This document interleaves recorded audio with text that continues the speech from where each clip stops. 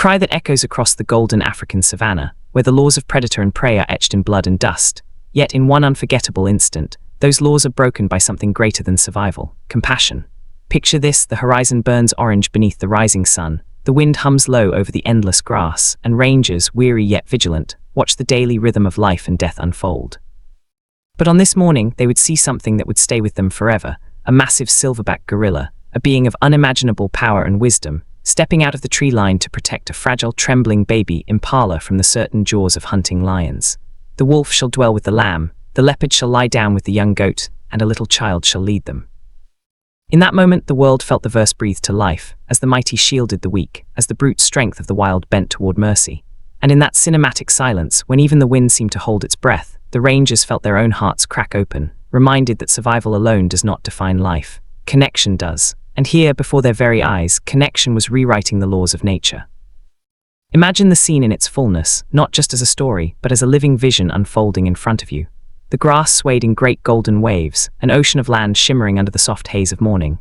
Somewhere within that sea of gold, a baby impala staggered, its fragile body no more than a few weeks old, its legs trembling as though every step might be its last. Its mother was gone, perhaps lost to a predator, perhaps taken by the merciless hand of fate. And as loneliness clung to its tiny figure, danger stirred. The rangers, Elias and Lena, had seen this too many times before. Lena, clutching her binoculars with aching hands, whispered, "Poor little thing, it doesn't stand a chance." Elias, his voice heavy with resignation, murmured, "This is it, Lena, another life claimed by the savannah. For the whole creation groans and suffers the pains of childbirth until now." Nature's beauty often disguises its cruelty, and the rangers knew this truth better than anyone. Yet what they didn't know, what they couldn't yet imagine, was that this morning would hold a miracle, a twist written by something higher, something beyond instinct, something divine. From the edge of the plains, where the tall grasses gave way to scattered acacia and shadowed groves, a pair of lionesses emerged, sleek, deadly, the embodiment of predatory grace. Their amber eyes glowed with hunger, their muscles rippled with precision, and with every low crouch forward, the fate of the baby impala seemed sealed. The little one stumbled, its thin legs collapsing beneath it. A cry pierced the still air, high-pitched, desperate, breaking the rangers' hearts like glass. Elias gripped the steering wheel so tightly his knuckles turned white. He wanted to intervene, but he knew, against the savannah's ancient rhythm, a man was powerless. But unseen to them in the shadows of the tree line, another set of eyes watched. They were not the eyes of prey nor predator, but of something altogether different. Congo, the silverback, a legend among the hidden groves of that land. His vast chest rose and fell with the steady rhythm of a guardian, his brown eyes holding a depth of intelligence and empathy that could not be dismissed as coincidence. His troop was nowhere in sight. He was alone, yet he stood there, watching. And in that gaze, calm, calculating, but now flickering with something more, there was concern, compassion, a stirring of heart that defied the blood-soaked laws of the wild. The Lord is close to the brokenhearted and saves those who are crushed in spirit. Congo, in that moment, was closer to the brokenhearted than anyone had ever imagined a gorilla could be. And then the twist. The lions coiled like springs, ready to strike. The impala fell, exhausted, trembling against the grass. Lena's whisper cracked with sorrow. "It's over." The air stilled. The savannah held its breath. And then from the tree line came a shadow, broad, massive, commanding, Congo the silverback. He did not move like prey fleeing for its life, nor predator hunting for blood. He moved with purpose, with calm, with power restrained but undeniable. He placed himself directly between the helpless baby impala and the lionesses, his immense body a living wall. The lions froze. Their eyes widened, their muscles tensed. This was not supposed to happen. This was not the rhythm of the wild, a gorilla facing lions. It was unheard of, yet there he stood, unmoving. Then with a deep, resonant rumble, Congo let out a growl not born of aggression, but of declaration. The ground itself seemed to vibrate with it. His message was clear: this life is not yours to take. He even lunged once, a short, sharp motion that sent dust spiraling into the air. Not to attack. Not to kill, but to draw a line in the sand. And the lionesses, bewildered, frustrated, and perhaps even awed, stepped back. With low snarls and twitching tails, they turned away, slipping like ghosts back into the tall grass. In that moment, the impossible had happened. The predators yielded to compassion. Elias and Lena were frozen in disbelief. Their mouths hung open, hearts pounding, eyes wide with awe. Did he just? Lena stammered, her binoculars lowering as tears welled in her eyes. Elias could only nod. Words failed him, swallowed by the enormity of what they had seen.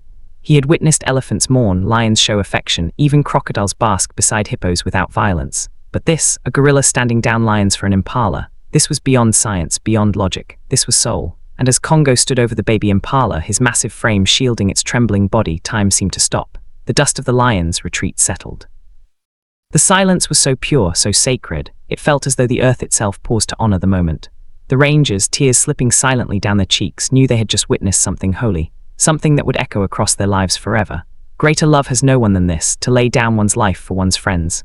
But here, in this miracle of the wild, that love extended not only to friends, but across species, across the boundaries of nature itself. And then came the conclusion, tender, heartbreaking, and yet filled with hope. Congo bent low, his vast hand brushing gently against the baby impala's back. The tiny creature trembled but did not flee. Somehow in its innocence, it understood that this giant was not a threat. For a few moments, gorilla and antelope shared the same breath, the same fragile silence. Then, with one last deep look, Congo rose. His eyes lingered not on the rangers, not on the retreating lions, but on the small, living miracle he had just saved. Slowly he turned and walked back toward the trees, his massive frame melting once more into the shadows of his home. The baby impala, though still weak, staggered upright. It looked after him for a moment before wobbling back toward the grasslands, toward survival, toward life. And Elias whispered, almost as a prayer, even in the wild, the heart finds a way. In that moment, in the space between predator and prey, power and fragility, life and death, humanity itself was mirrored back to us through a gorilla's act of mercy. This was no ordinary animal rescue, no fleeting encounter of instinct.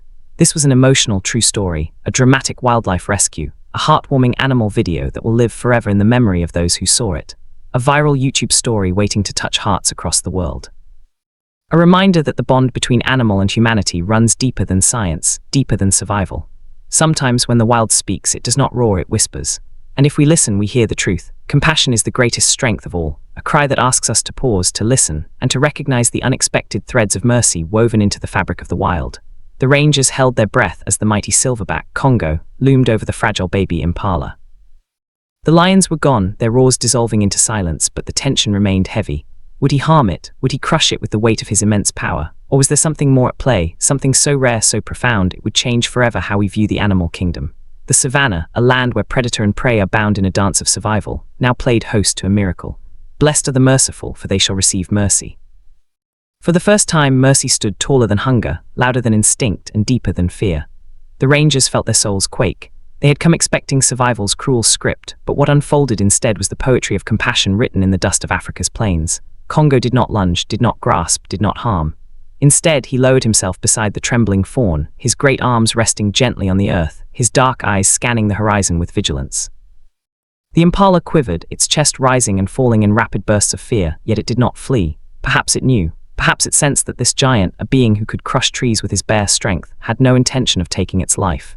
Elias and Lena, still hidden in their vehicle, whispered prayers beneath their breath. Neither spoke above a hush, afraid even their voices might fracture the holiness of what they were seeing.